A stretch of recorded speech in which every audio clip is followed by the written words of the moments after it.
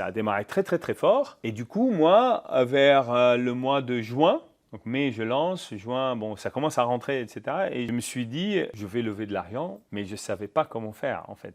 Donc, je commençais à faire des voyages aux États-Unis pour le business. Et chaque fois que j'allais aux États-Unis, j'avais vraiment une valise de livres. J'ai acheté tout plein de livres sur la finance, sur comment on lève de l'argent, etc. Plein, plein, plein.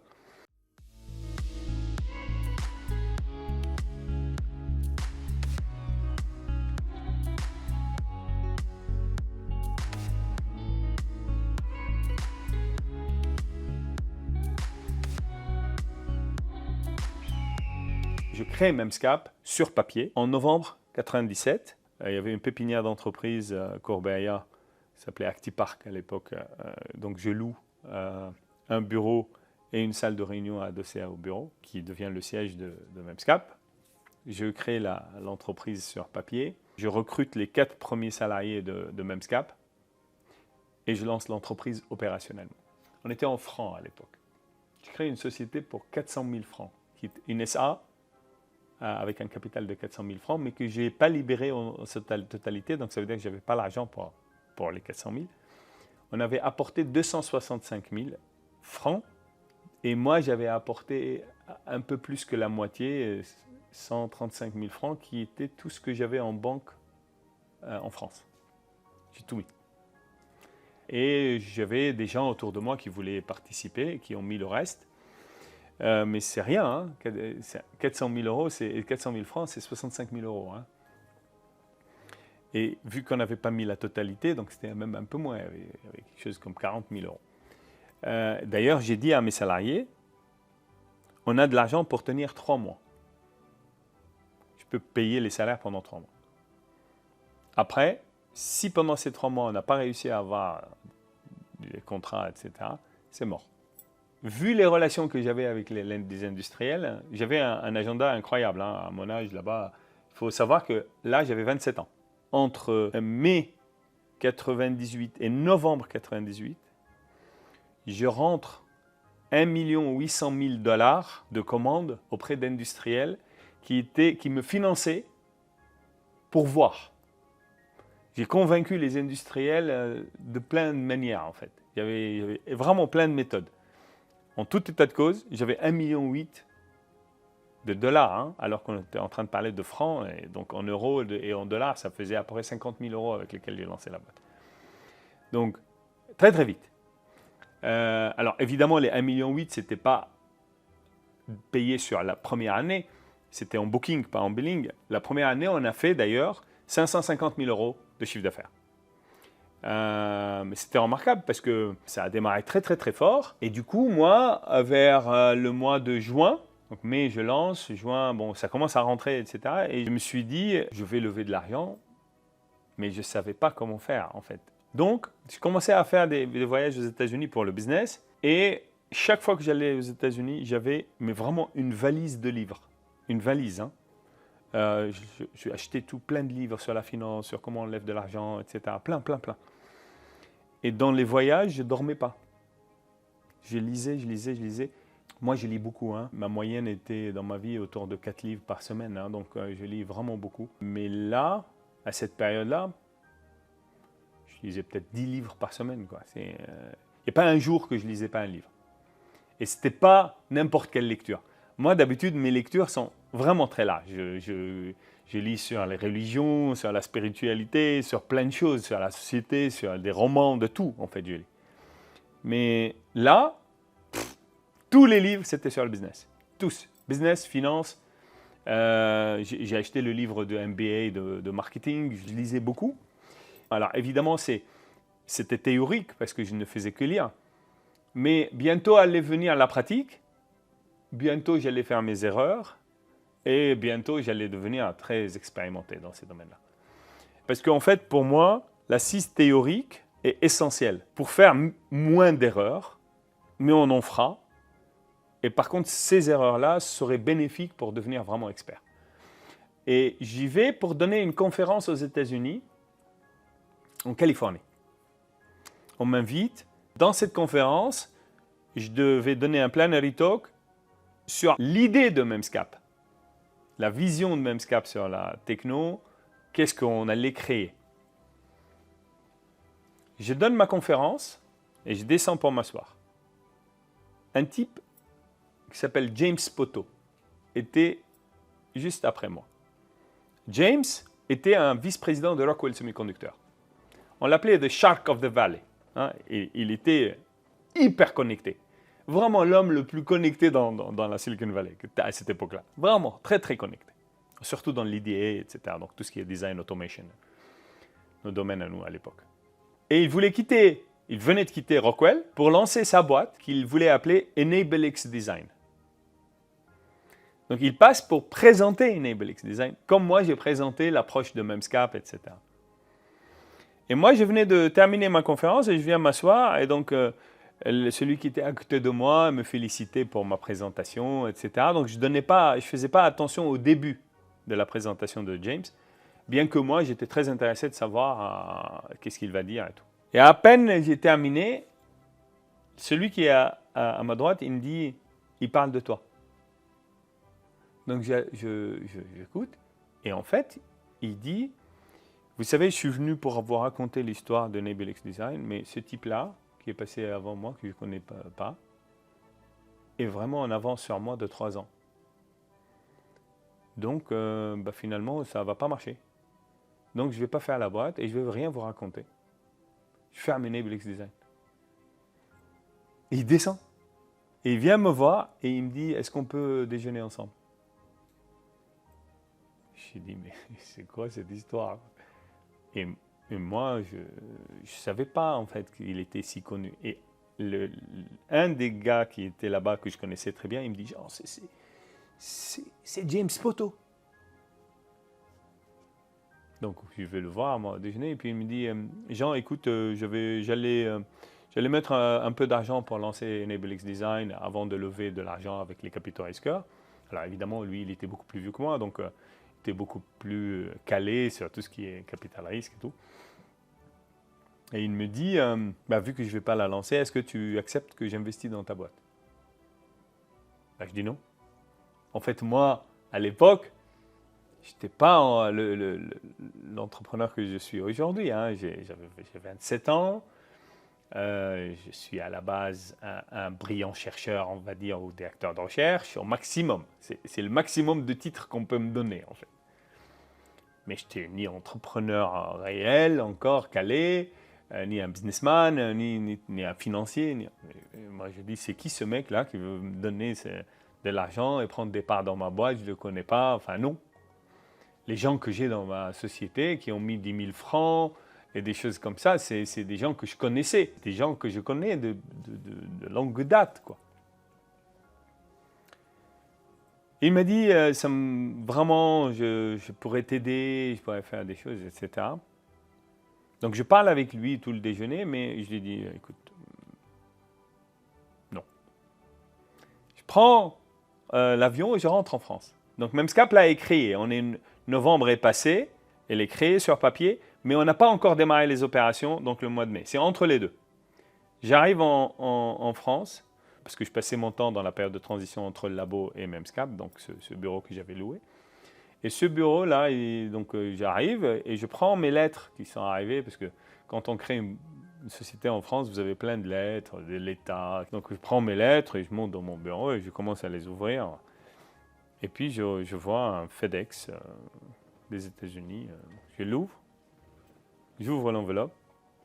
Il y avait un chèque de 50 000 $ et un post-it dessus, mais vraiment un post-it, en anglais bien sûr, qui me dit « Je serais ravi d'avoir 0,5% de la société ».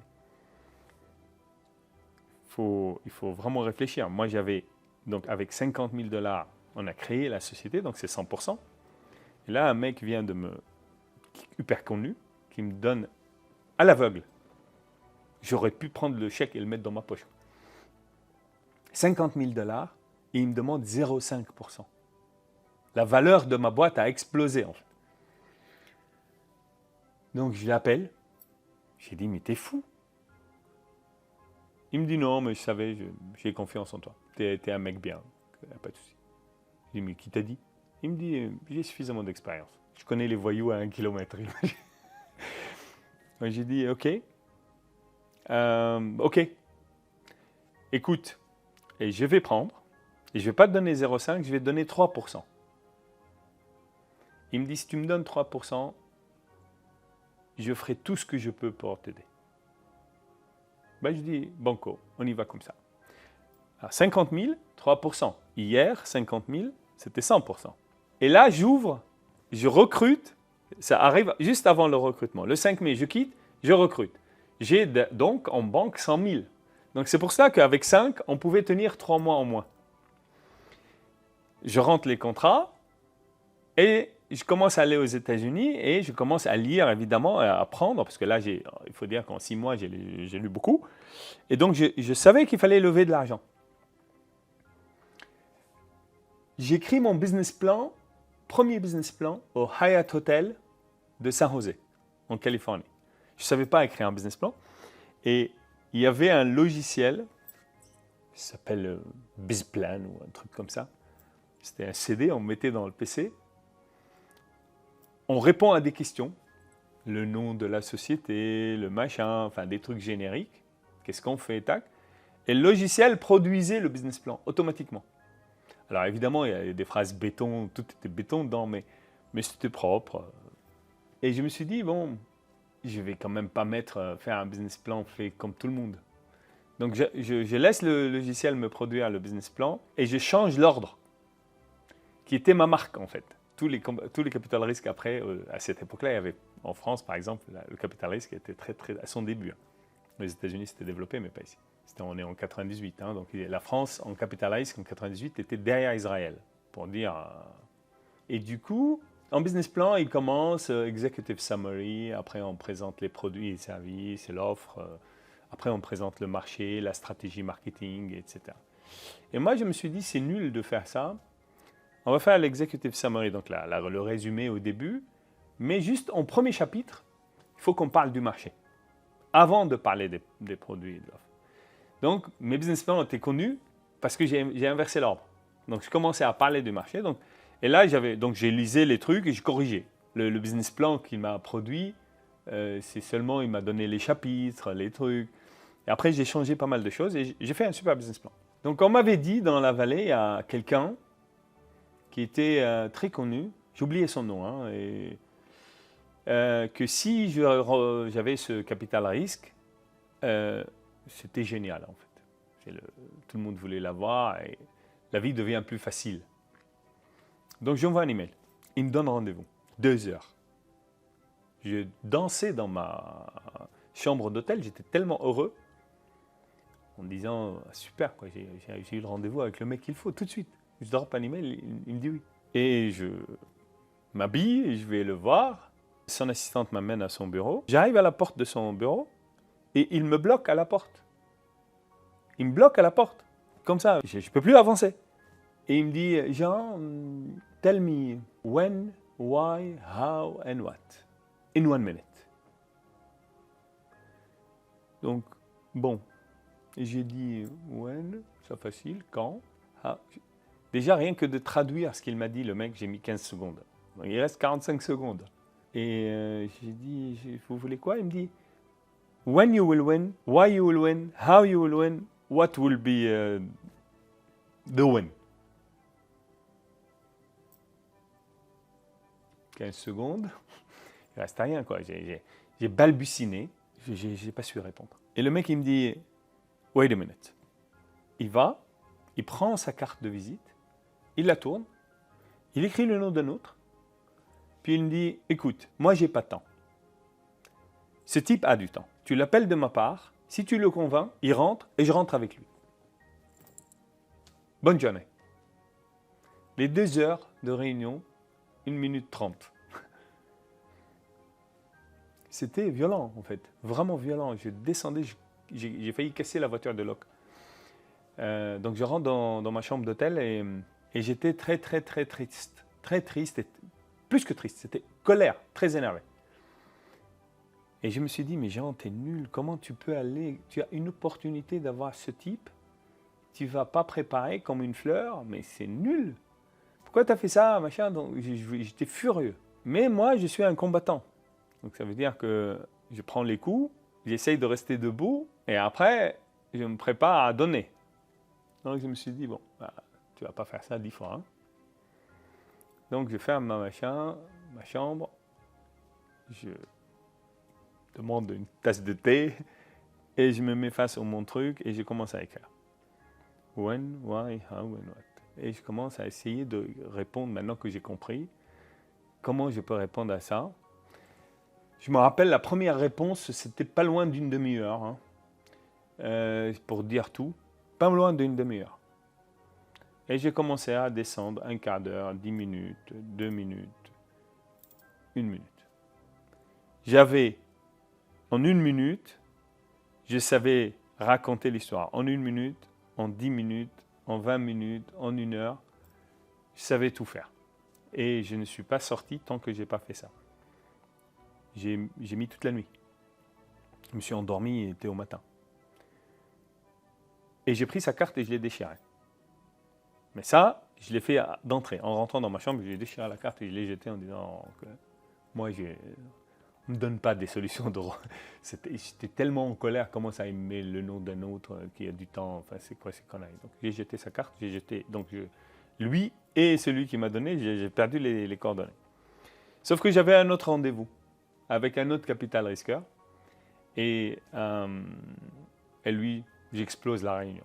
Donc lui, il me dit, ok, je mettrai 1,5 million sur une valo de 10 millions. Donc ma boîte, qui valait 50 000 €, est devenue, avec James Poto, 50 000, c'est 3%. Donc 20, combien, quasiment 40, 30 fois. Donc c'est devenu autour de 1,5 million, 2 millions de valo. Et là, elle vient de devenir 10 millions. En me donnant 1,5 million. Ça veut dire que pour 1,5 million, c'était 10 millions post-money. Hein. Donc la différence entre post-money et pre-money, ça veut dire on dit la valeur d'une société, on dit elle vaut 8,5 en pre-money. Si on met 1,5 million dedans, ça devient 10 millions post-money. Et donc 1,5 million pour 10 millions, ça fait qu'il a 15% de la société. Donc top, je rentre en France pour boucler le tour.